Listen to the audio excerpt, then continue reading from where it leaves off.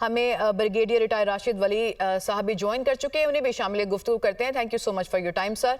آج جو کانفرنس ہوئی ہے بڑے امپورٹنٹ ایشوز کے اوپر ڈسکشن ہوئی ہے, اس میں خاص طور پہ جو بلاک کی پالیٹکس کے اوپر ابھی ہم بات کر رہے تھے کہ جو اپنی ہار کو ماننے کی بجائے انڈیا بلاک پالیٹکس کو پروموٹ کرنے کی کوشش کرے. آپ سمجھتے ہیں کہ وہ اس بیانیے کو حاصل کرنے میں کامیاب ہو سکتا ہے؟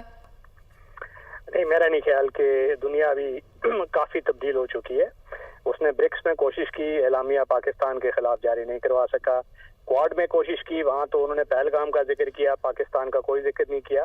اور وہ اس در پہ تھے جے شنکر صاحب کی کسی طریقے سے اس میں پاکستان کا نام اس اعلامیے میں ہی آ جائے, مگر کسی کمیونیکے میں وہ کوئی نام نہیں آیا. اور اس پہ جو پالکی شرما کا بڑا مشہور ایک شو ہے, اس نے ایک اعتراض بھی کیا ہے کہ جی یہ کوارڈ ہمارا حلیف ہے اتنا مضبوط, اور وہ ہمارے لیے ایک اعلامیے میں بات نہیں کر سکتا. تو یہ ایک حقیقت پہ جو مبنی بیانیہ ہوتا ہے وہ اسٹرینتھ اسی میں ہوتی ہے. اور Pakistan is on the right side of international لا.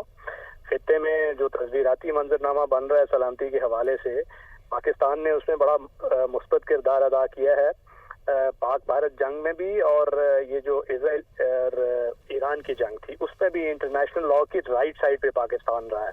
اس نے جو ڈیفینڈ کرنے کا حق وہ محفوظ رکھا ہے اپنا بھی, اور ایران کا جو ہے اس کو بھی سپورٹ کیا ہے.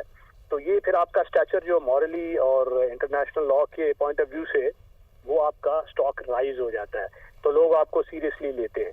اور جب آپ رائٹ سائڈ آف انٹرنیشنل لا اور مورالٹی ہوں تو پھر آپ کی نیچرلی اپنی جو سپورٹ ہوتی ہے, انٹرنل جو کوہیژن ہے وہ بھی مضبوط ہوتی ہے.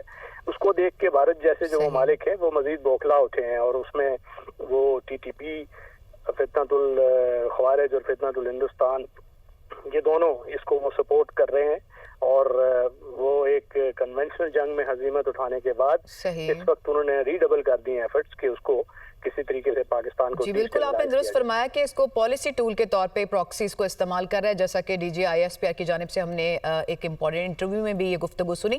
آپ کا بہت شکریہ, آپ نے اس تمام تر صورتحال پر اپنا نقطہ نظر پیش کیا. راشد ولی صاحب اور مسعود خان صاحب, آپ کا بھی بہت شکریہ.